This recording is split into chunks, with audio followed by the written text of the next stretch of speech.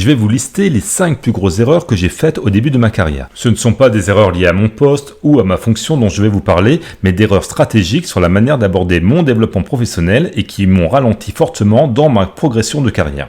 Il n'est jamais facile de s'avouer que l'on a fait des erreurs, que l'on n'a pas suivi le meilleur chemin possible, surtout quand ces erreurs nous ont fait perdre plusieurs années d'évolution professionnelle avec des occasions ratées d'avoir une promotion. La raison pour laquelle je vous livre mes erreurs de jeunesse, c'est pour que vous ne fassiez pas les mêmes. Peut-être qu'aujourd'hui, vous vous sentez bloqué dans votre évolution professionnelle et vos supérieurs disent de vous que vous n'êtes pas encore prêt pour prendre de plus grandes responsabilités. Il vous manque un petit quelque chose, mais vous ne savez pas quoi. Peut-être que vous aussi, vous êtes en train de faire les mêmes erreurs que moi.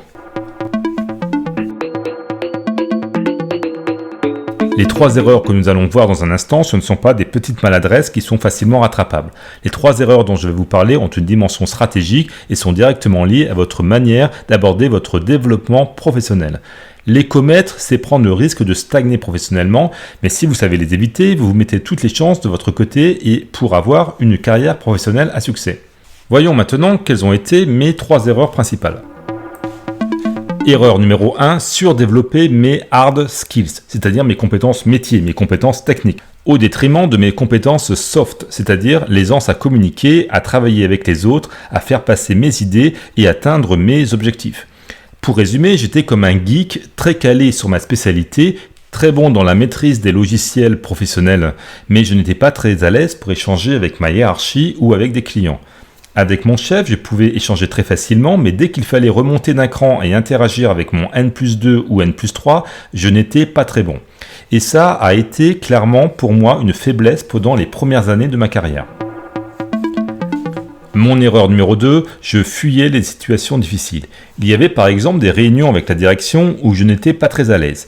Et j'étais plutôt content lorsque je manquais ce type d'événement parce que j'étais en déplacement à l'étranger ou en congé. Je me rappelle même parfois dire à mon chef que j'avais trop de travail et demander à être exempté de réunions. Ces réunions étaient effectivement pas toujours très agréables parce qu'il y avait des personnalités particulières qui y assistaient, comme un N+2 ou un N+3 très exigeant ou imprévisible, caractériel. Et effectivement, c'était parfois tendu et imprévisible. Mais c'était assez idiot de vouloir fuir ce type de réunion parce que pour s'y sentir plus à l'aise, la seule chose que je devais faire, c'est assister à de plus en plus de ces réunions, encore et encore, pour être de plus en plus à l'aise. Et comme ça, je pouvais travailler ma visibilité et faire mes arbres, y compris en me retrouvant parfois bousculé. En fait, je voyais une difficulté et au lieu de l'affronter, je cherchais à l'esquiver et par ce comportement, je ne saisissais pas toutes les opportunités pour grandir et me bâtir de l'expérience. Mon erreur numéro 3, ça a été de travailler sur des sujets qui n'intéressaient pas vraiment la hiérarchie.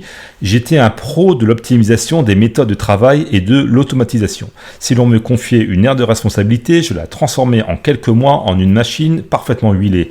Pour ce faire, je travaillais sur une multitude d'améliorations techniques, souvent invisibles. Et une fois tous les 6 mois, je sortais de mon trou pour présenter mon travail sur des sujets d'amélioration que j'avais moi-même choisis et qui n'étaient pas vraiment attendus, même si c'était bien ce que je faisais. Et la plupart du temps, ce que je faisais, c'était en fait déconnecter des problématiques de ma hiérarchie. Si c'était à refaire, j'éviterais de me focaliser longtemps sur des sujets à l'intérêt incertain et je m'arrangerais plutôt pour en permanence occuper le terrain de la communication en me positionnant sur des problématiques du moment, sur des sujets qui focalisent l'attention de la direction.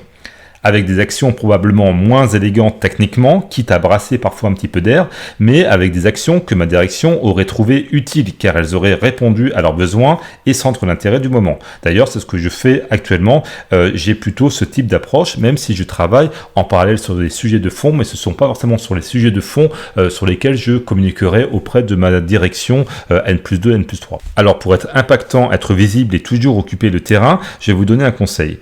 Trouvez ce qui préoccupe votre hiérarchie là en ce moment et arrangez-vous pour que chaque semaine vous puissiez leur livrer un petit quelque chose qui leur soit utile plutôt que de travailler pendant des mois sur des sujets qui n'intéresseront pas beaucoup vos supérieurs, en particulier votre N+2 qui est souvent la personne décisionnaire s'il s'agissait un jour de vous confier une promotion ou plus de responsabilités. Mon erreur numéro 4, ça a été de ne pas considérer mon réseau professionnel sur le long terme. Je m'explique.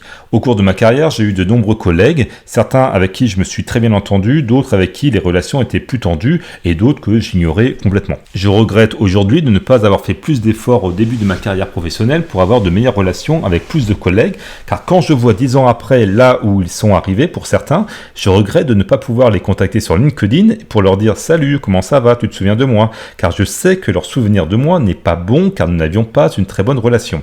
Et c'est dommage car ce sont autant de portes fermées dans d'autres départements, d'autres entreprises que j'aurais pu utiliser pour avoir un nouveau job, vendre les produits de mon entreprise ou bien juste récolter des informations utiles à mon travail. Donc un conseil, ne vous faites pas d'ennemis et ayez de bonnes relations avec tout le monde.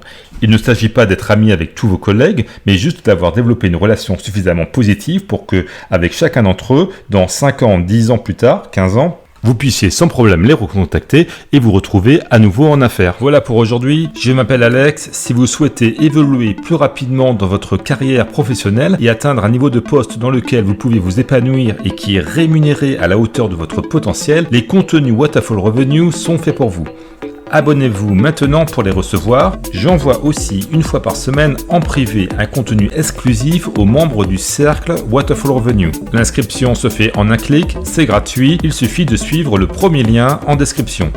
Et pour ceux d'entre vous qui sont ultra motivés pour progresser dans leur carrière, allez jeter un œil aux formations Wonderful Revenue et tout particulièrement à la formation en ligne Career Booster qui est le best-seller, le programme de référence de Wonderful Revenue.